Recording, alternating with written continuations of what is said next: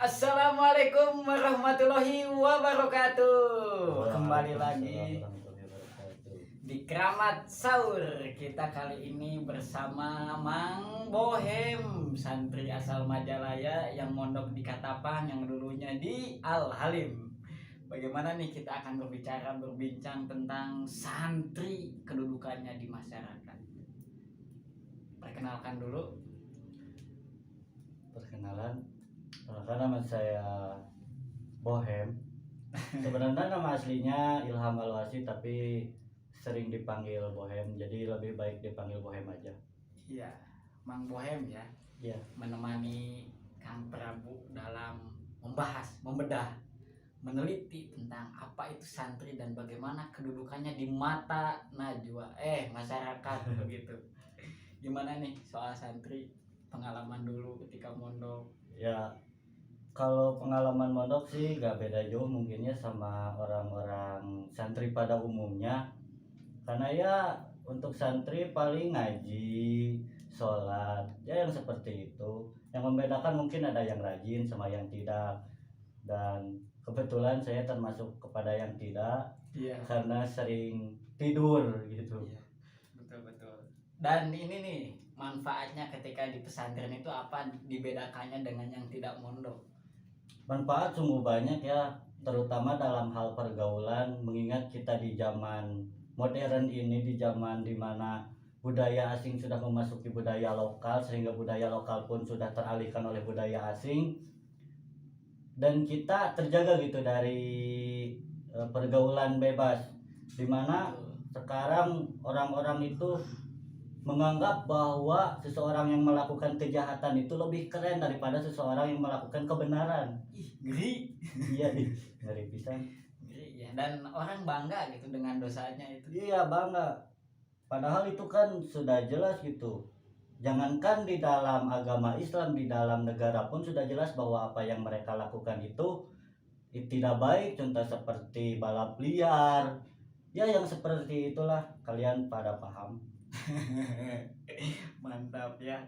Jadi memang ketika manfaatnya terasa begitu banyak teman yang jauh di pondok itu bisa bersama, beda kabupaten, beda daerah, itu bisa menambah silaturahmi, juga menuntut ilmu akhirat maupun dunia, yang melatih mandiri juga.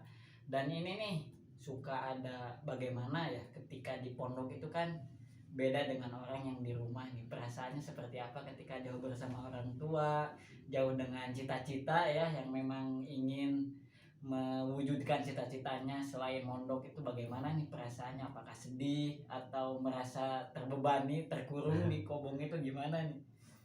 Mungkin untuk orang yang baru pertama masuk pondok, apa yang saya rasakan, rindu itu jelas pasti ada, tidak betah, ingin pulang, ingin kembali lagi bersama orang tua.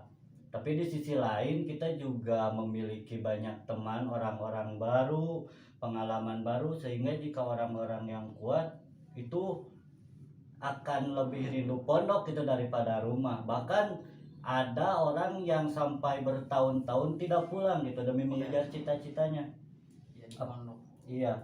Apalagi di zaman sekarang pondok pesantren itu kan sudah disahkannya, sudah ada undang-undangnya pondok pesantren itu. Betul. Jadi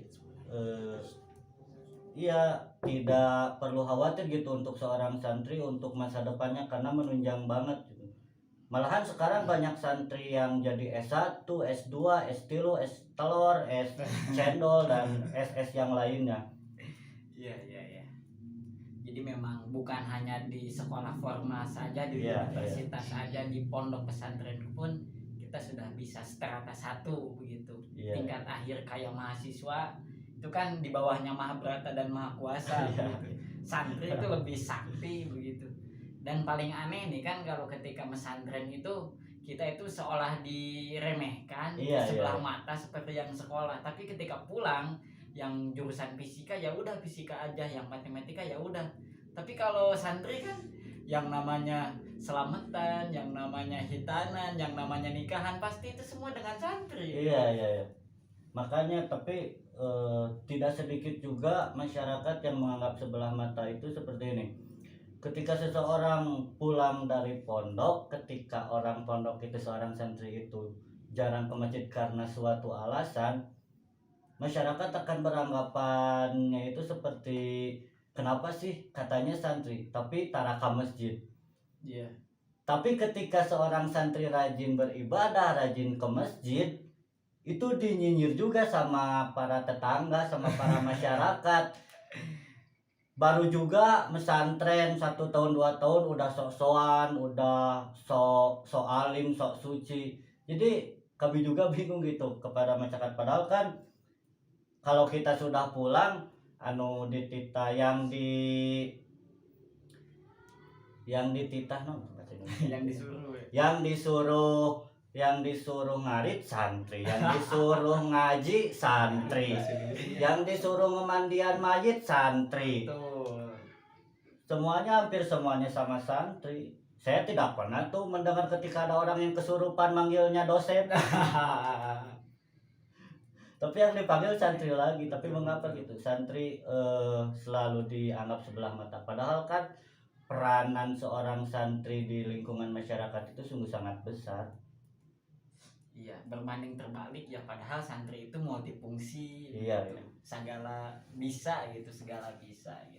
Jadi memang pandangan sekarang nih kedudukan santri menurut Mang Bohem seperti apa di masyarakat ini? Untuk sekarang mungkin tidak terlalu separah dulu ya. Kalau dulu emang dipandang sebelah matanya sebelah mata banget, malahan sudah dipandang sebelah matanya lagi merem gitu. Kalau dulu seperti mungkin untuk sekarang dikarenakan wakil presidennya juga seorang santri, Ya, jadi mantap. lebih terbukalah kepada santri, karena mereka juga sadar bahwasanya suatu saat mereka juga bakal butuh santri. Wakil presiden, wakil gubernur, Iya. bahkan ada yang dari gubernur, MPR, DPR, semua itu berawal dari santri dulu begitu. Iya. Jadi jangan takut lah kalau untuk mondok begitu.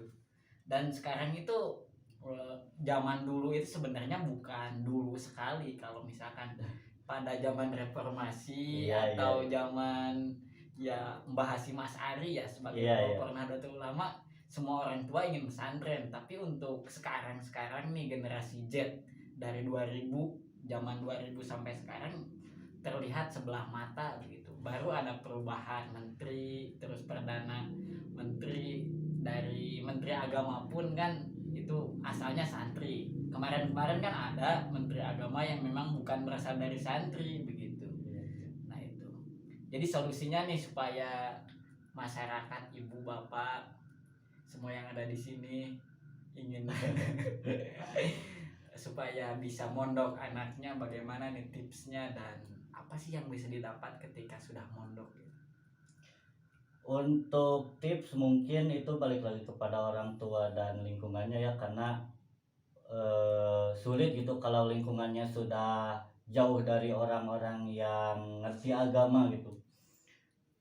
Untuk saran, kalau mau mondokin anak itu kalau bisa lulus SD langsung masukin kepada pondok.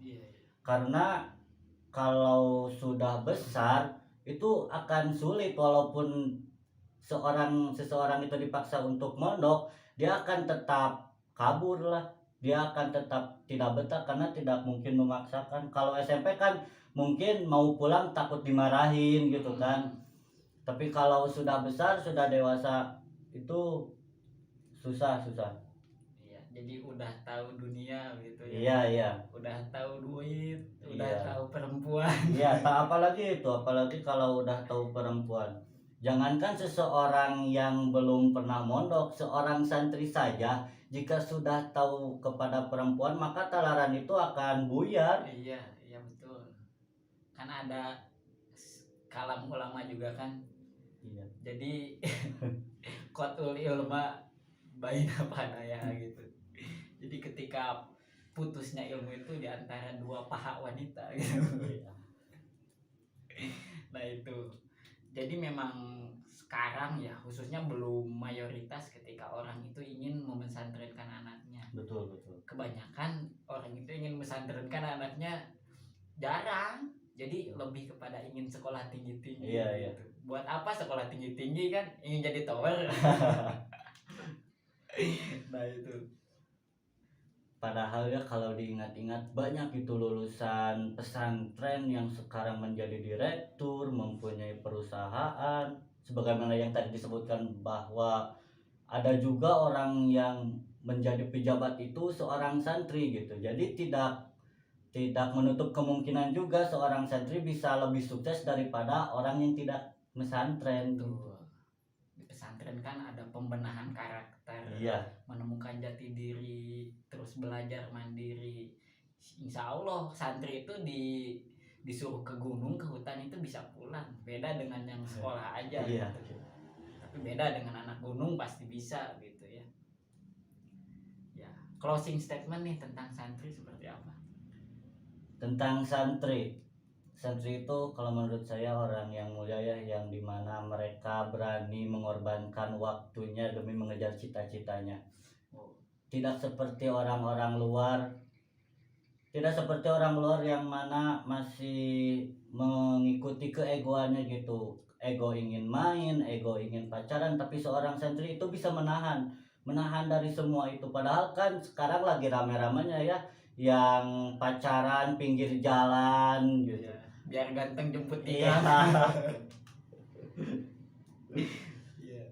Padahal seorang santri menurut saya mulia banget. Jadi untuk kalian para santri jangan putus asa, masih banyak harapan kalian untuk sukses. Iya betul. Sukses ya, dapat ilmu agama juga dapat ilmu dunia. Iya. Kalau closing saya pribadi ya, kan bahwa dalam hadis itu kan al ulama warasatul anbiya gitu. Ulama tanpa bisa dicetak itu tanpa ada santri gitu. Berarti ulama itu dulu santri dulu. Berarti yang penerus ulama itu sebenarnya santri. Penerus nabi itu santri. Sebelum jadi ulama pasti santri dulu. Nggak ada yang langsung jadi ulama. Jadi wali bisa, jadi orang soleh. Tapi jadi ulama itu nggak bisa begitu. Nah itu saja yang bisa disampaikan. Mudah-mudahan bermanfaat juga. Yuk kita mondok, apalagi di pondok pesantren Nurul Bari Al-Masoli. Ya, salam-salam juga buat keluarga Nurul Bari Al-Masoli, keluarga Satria Sunda Sakti, dan juga pelajar Nahdlatul Ulama Ketapang, Margahayu, Majalaya, dan lain sebagainya. Yuk, itu saja. Mohon maaf apabila banyak kesalahan. Wallahul muwaffiq ila aqwamit thoriq. Wassalamualaikum warahmatullahi wabarakatuh. Waalaikumsalam warahmatullahi